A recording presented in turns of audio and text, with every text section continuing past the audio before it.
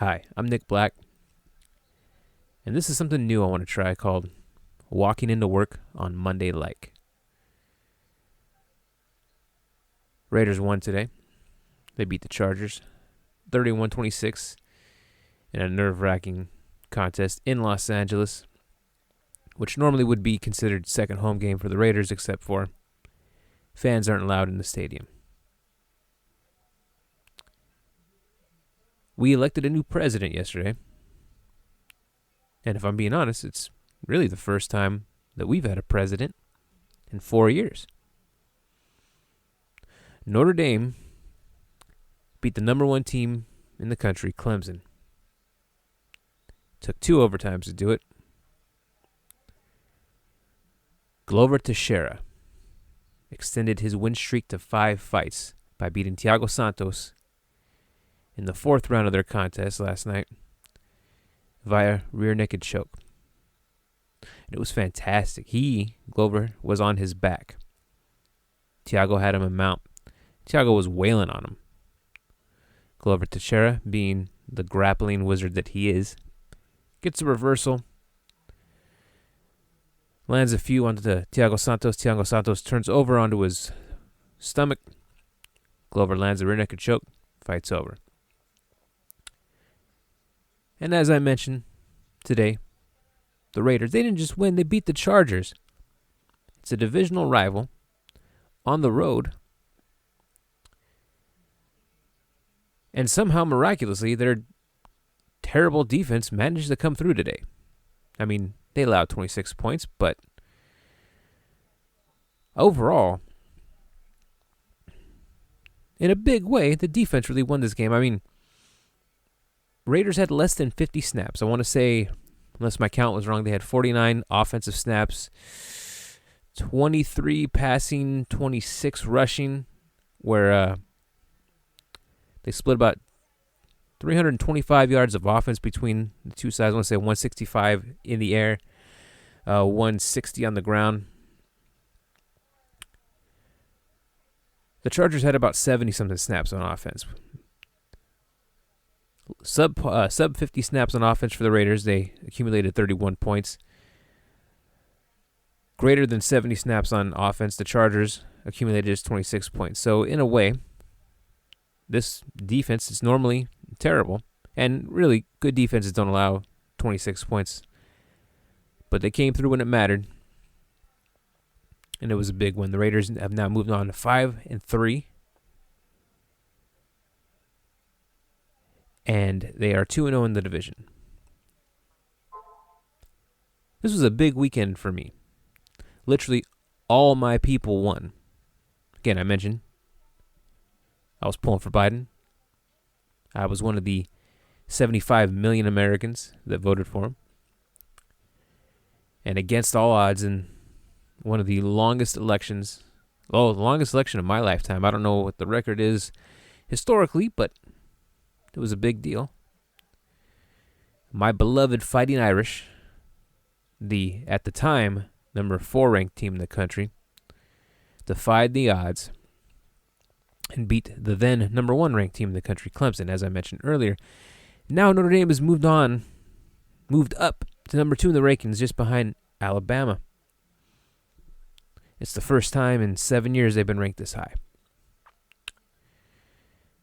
Glover Teixeira, one of my favorite fighters of all time. I even have a glove autographed by him. It was a Christmas gift, and it's one of my prized possessions. One of the greatest mixed martial artists of all time. If you don't consider him in that conversation as one of the greatest of all time, then you just don't really understand the sport. He's now in consideration for a title shot. So all my people didn't just win, they won big. And I'm very excited. Because this doesn't usually happen to me. So for those of you who don't know me, and I think the few people who actually listen to this actually do know me, but just in case anyone out there is listening who doesn't, I like to think of myself as a very passionate person about the variety of interests that I have. One of my biggest interests is sports, obviously. And I have a lot of different teams. I have something in each sport that I root for. I'm not one of those people that say, "Oh, I've got like an AFC team and an NFC team," because I just always thought that was lame. But for each sport, I've got one team that I absolutely passionately love. For baseball, it's the Oakland A's.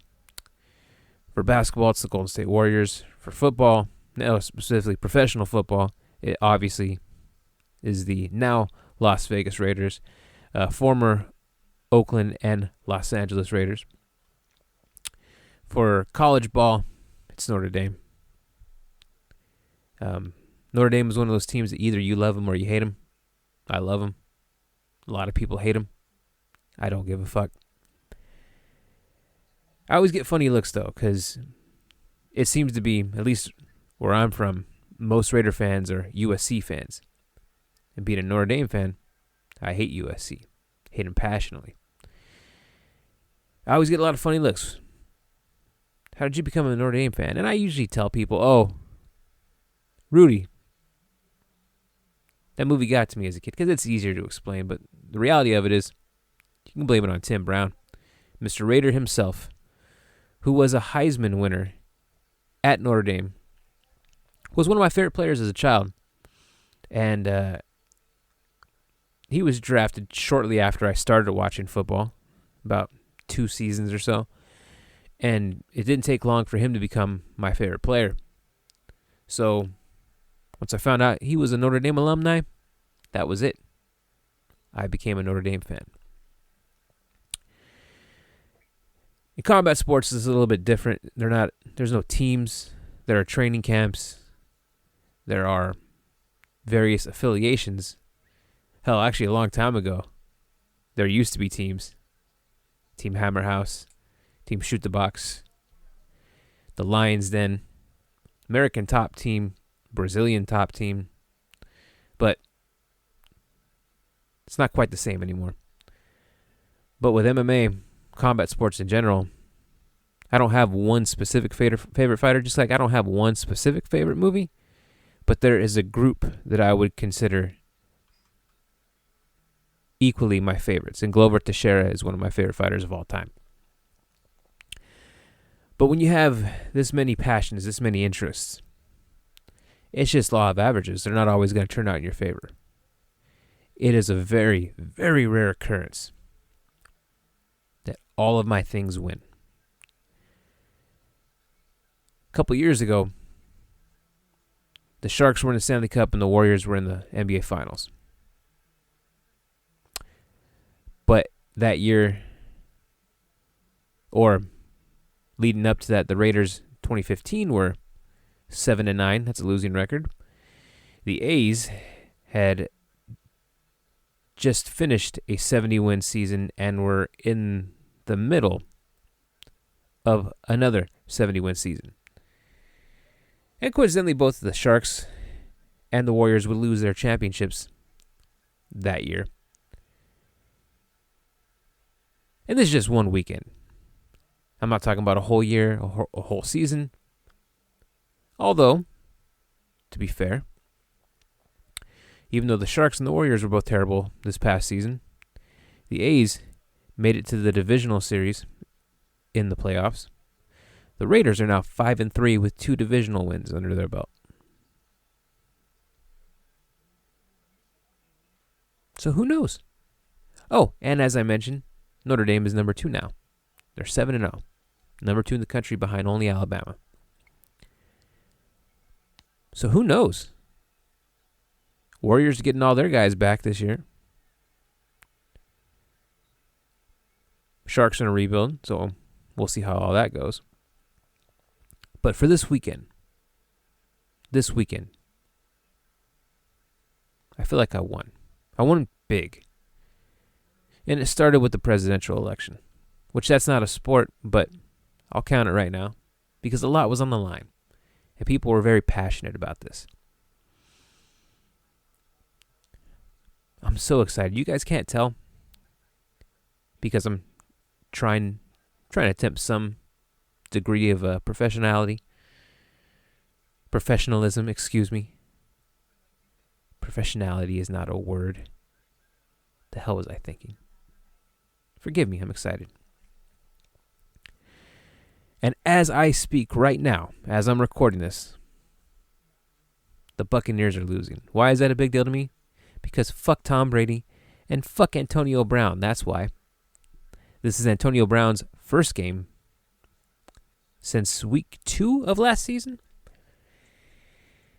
He was released by the Raiders prior to the season starting. He never actually played a snap. He suited up for one preseason game, week 2 preseason game against the Cardinals, but never actually played a game for the Raiders because that fucker is crazy.